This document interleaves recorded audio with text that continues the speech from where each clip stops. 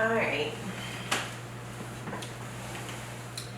This is a love letter to creatives. Hello, guys. Welcome back. um, yeah, this is a new thing for me. I always get the question of like, so how did you get comfortable in front of the camera? Like, how do you do this? Like, teach me. It's like, I'm not. I'm not comfortable at all, but I know that I want to do this and I know it's a thing. So I'm making myself get comfortable in the uncomfortable. And soon I'll be vlogging with my little tripod. I'm like, hey guys, doing this stuff. But for now, this is me easing my way into this thing. So again, I had this newsletter that I was sending out to my subscribers. And it basically was just like a kind of a moment just to pour into people. And giving them things that I also needed to hear. So it was a little bit like a journal too. It was a moment for me to give people the acknowledgement that we're all going through things together.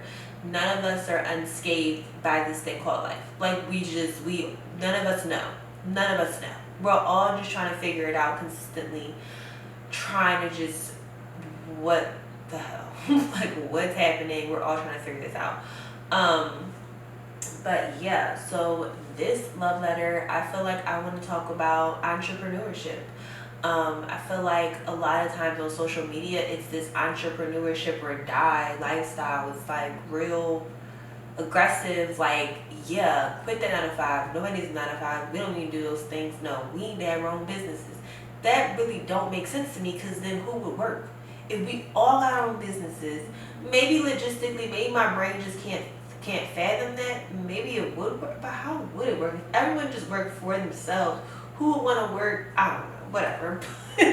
Okay, I'm about to go to the rabbit hole that's not needed, so it's fine. We're going to backtrack out of that. But live in a world of like entrepreneurship or die, and I think what's not talked about is when you are an entrepreneur that there are things that happen. Like there are levels of fear, especially when you have a kid and you are a single person. Like I'm a single mom, entrepreneur, raising a kid. This whole thing is built around my creativity and me being able to produce things at a high level. Like that's it. Like that's how my money comes in. So when that goes slow, it's just like, well, the bills didn't stop, life didn't stop going, nobody took a pause because life wasn't moving at the same pace. So that's the interesting thing about entrepreneurship, that I don't feel like the slow moments are talked about enough. I don't think the pivot is talked about enough. I don't think this moment of anxiety, like anxiety when it comes to entrepreneurship. I have a lot of anxiety. Yeah, anxiety is like, suck girl, like my home girl. Anxiety is my girlfriend. And she be hanging out here with me a lot. I just like, girl, go home.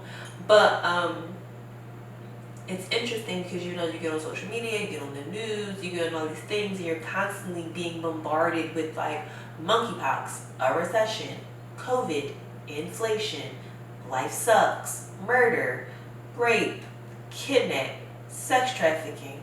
Oh my God, this is happening. Oh my God, it's happening again. Are you ready for a recession? Did y'all learn anything from COVID? What are y'all doing? Have y'all not saved at least $20,000? Do you not have this together? Is your infrastructure together? What are you guys doing? You guys suck. All of these gurus basically telling us we all suck. We all suck. Because we were 25 steps ahead. And I felt like, where's the girl that's sitting on here? Maybe it's me. Hey, I'm the girl. That's talking about, that's not super realistic to me. Because I'm still building this thing and I'm still honestly working out a lot of the kinks in my business infrastructure, and a lot of it is solid, but a lot of it is like, girl, a lot could be different. Changing my relationship with money is a thing that I'm working on. So it's like a lot of things, a lot of heavy things that entrepreneurs deal with. And a lot of my creative entrepreneurs deal with, because that's what I'm speaking to in this love letter. I'm speaking to my creatives.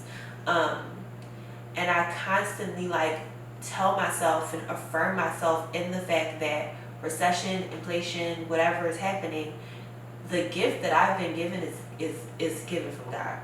Didn't nobody else give me this? Didn't nobody else bless me with this amazing gift? And I speak to my therapist is a faith-based therapist. I didn't know when I reached out to her that she was that, but when we talked on our first initial call, she explained to me how she puts faith into her practice, and it's never like you're crying, pray about it. No, like she still gives me like tasks and like things that I need to be working on, but it also is let me pray for you too. So it's like the work that I have to do, but also you're not in this, you're never by yourself, because God is always with you, and He's guiding you, He's guiding your steps. He gave you this beautiful gift. You took the leap of faith. So if you took the leap of faith, God gave you the purpose, then why would He leave you here? So for me, it's like I get nervous when I get on social media and I see those things, but I also have a thing in the back of my mind where I'm like, but God works in miracles, mysterious ways. Things happen that don't make sense, because my whole story of getting here doesn't make the most sense, because I had my daughter at 18, so I was in the middle of my first semester of college, which I finished my first semester of college pregnant, and I was away in school in Delaware. I was pregnant, came back home, had her. So what semester's over in May? She was born in July 2nd. Had her July 2nd. I think I took one semester off. When school started, like this week, I was back in August. So yeah, I took one semester off. My grandmother retired from her job to help me take care of my daughter. Whoa, that's a blessing right there. That's a miracle. Forever grateful for that. Took care of her. I went back to school. I think I did one semester of business marketing. So I did the year, and then I did the one semester of business marketing. And that wasn't working out for me. I've always been a creative person, but I never thought it to be a job or something that I could study. Talked to my counselor about it. When I talked to my counselor, say it was a Monday. I talked to her on a Monday. By Wednesday, I was a fine art major. Like it just was like, what do you like to do? I like art. Cool. Boom. You're in that. And when you study fine art at like a community college, they put you in everything. And for some reason I gravitated towards photography. It just kind of was a natural thing for me to think of myself taking pictures and things like that. And I'd always had a camera already, and I already was taking pictures. I just didn't know that it was a thing that I could do, because I'd never seen it. Representation matters. And I started to become the representation for myself. Put that one in the bank. And yeah, had her, went back to school, changed it to art. So I have a kid. I'm now 19. And I've decided I want to be an artist. That's what you call insanity, because delusion, because you have a kid and you decided you're going to bank on being an artist. Girl, nobody does that. Like people don't do that, girl. But it didn't matter to me. And it was this thing that I would tell myself. I was like, girl, your life, it doesn't make sense. You don't make sense. Like, why would you have a kid and then become an artist? But it was something inside of me that was like, no, this is my purpose. Like, this makes sense. Of course, still working, had jobs, this and that, whatever. And then I went to community college in Philadelphia. I was in Delaware County, went to community college in Philadelphia, did a semester. Thought it was a joke, because art was taken as a joke. To me, my perspective when I was there, it could be a beautiful time now. God bless anyone in that program. You are going to be so successful. but I decided to just apply to art school. So I applied to more college art and design on the Parkway in Philadelphia, even though everybody told me not to. They told me that that's ridiculous, that you should wait until you build a better portfolio. I said, "You're okay." I said, "Okay, I will."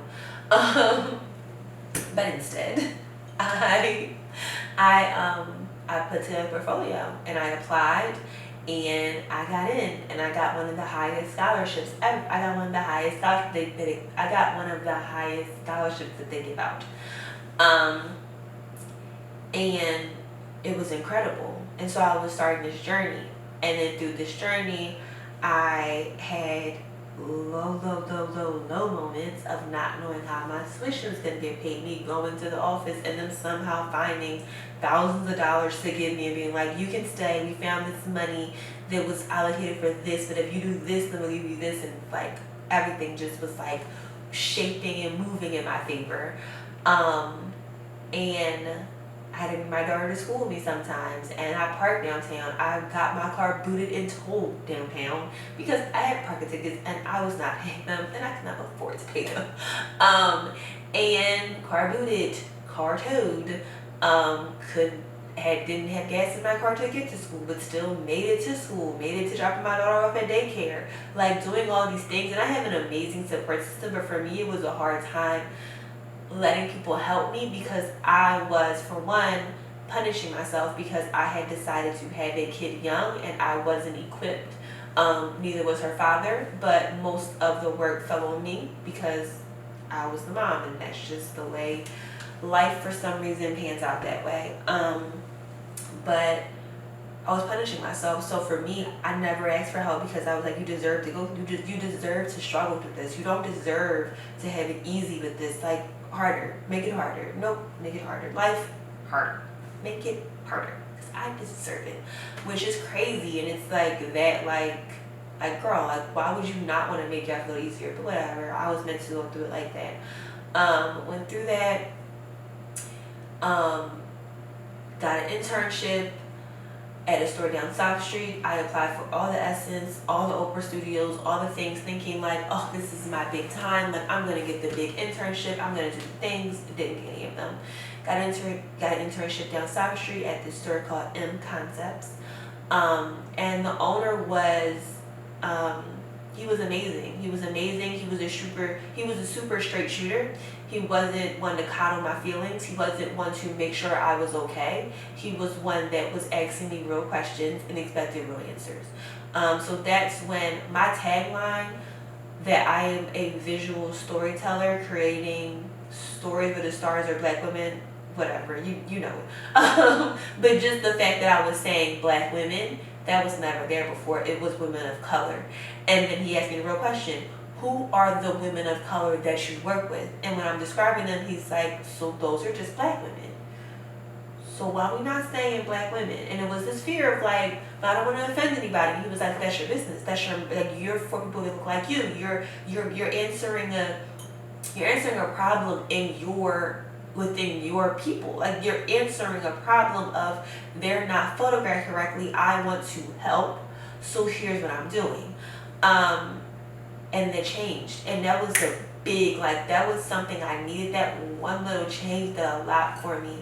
And that was my junior year. Amazing internship. Learned so much from him. Love him. He's amazing. And then I went on to my senior year, did my senior show.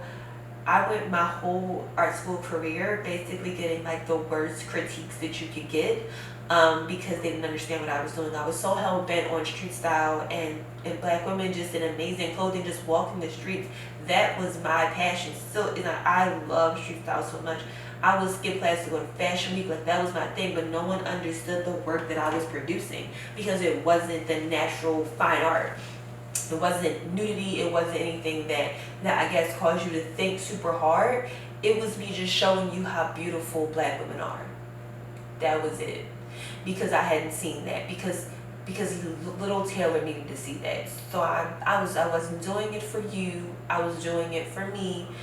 And it was great, and I wanted to perfect that. And I was told many times, change it up, do something different, give yourself a challenge. I'm like, this still is a challenge to me. I'm still trying to get the best at this. You think I'm the best because you haven't seen the best.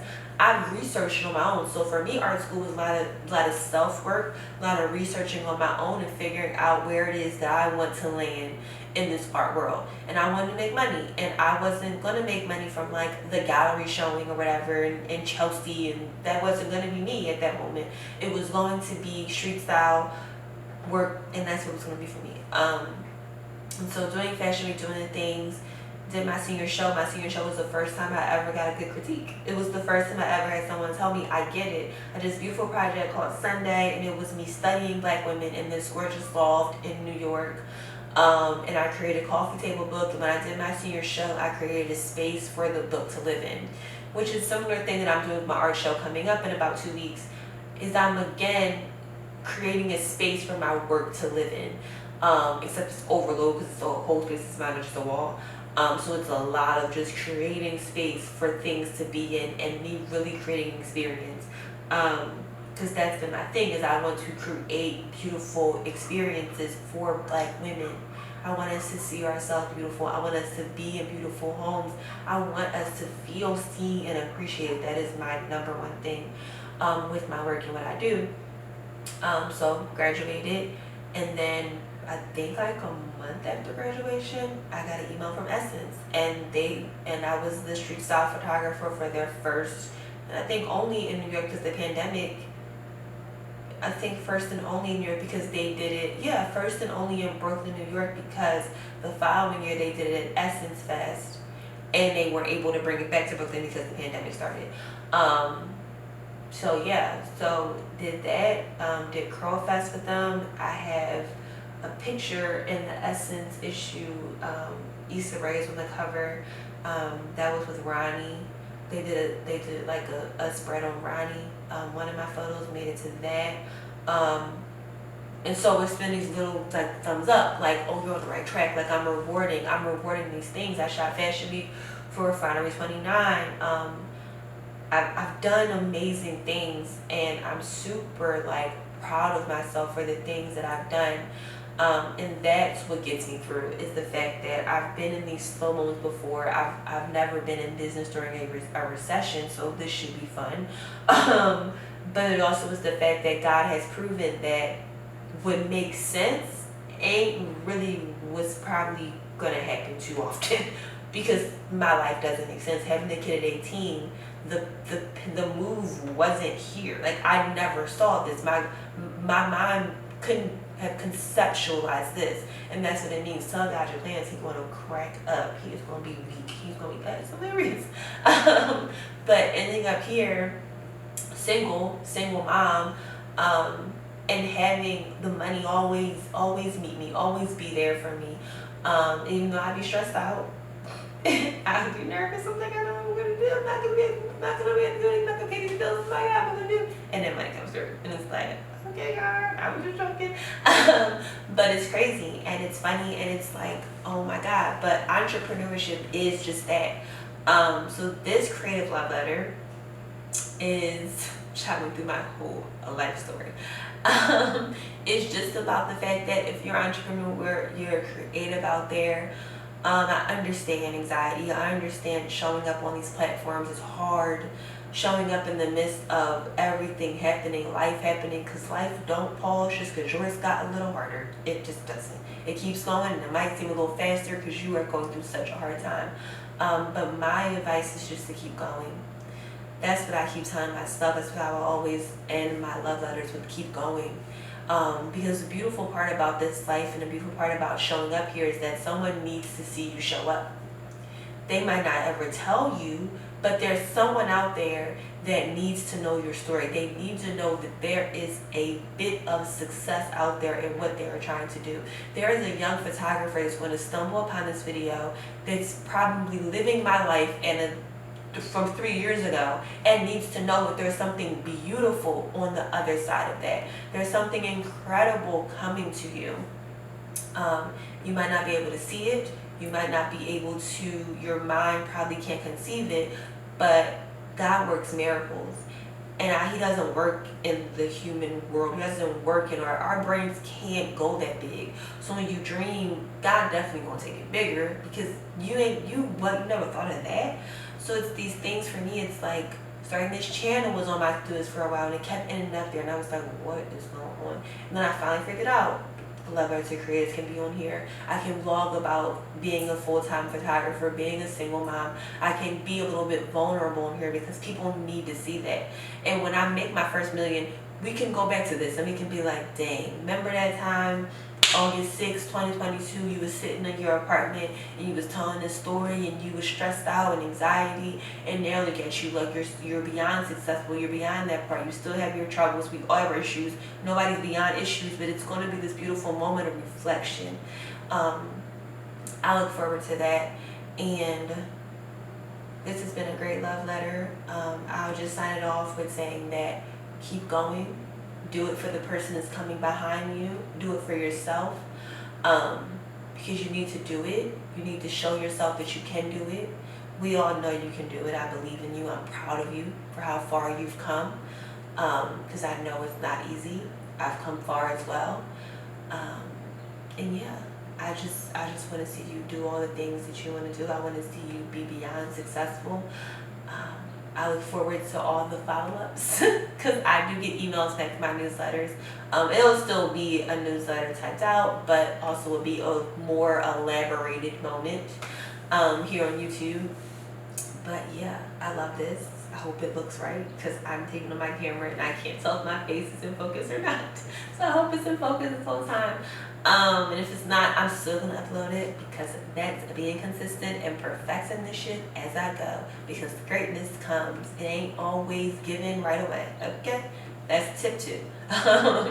Put that thing out there. If you're sitting on something, you're thinking about something, give it to the world, baby. Give it to the world. Give it to the world. Perfect that thing on the way up. Greatness comes. It always comes. When you work out that muscle and you do it over and over again, and you keep giving it to the world, you mess around, get good, you'll surprise yourself. I always say that. Mess around and get good. Because I've messed around and got good at this thing. And I'm grateful that I kept going and I kept shooting when I was bad, when it was horrible. I kept going because I had to end up here to inspire someone else to come on. You could do it. So yeah, I appreciate you guys for watching this whole thing. For continuing to support everything I have going on, for booking a session, for doing these things. You don't just book a session, you're supporting me, you're supporting my child, you're making my life keep going. You're making my wildest dreams come true. Appreciate everybody that's speaking my names in big rooms that I haven't even touched yet. Keep convincing them people to call me. I appreciate you. But yeah, keep going. Cheers. And yeah. Thank you for watching another love letter for creatives. Thank you.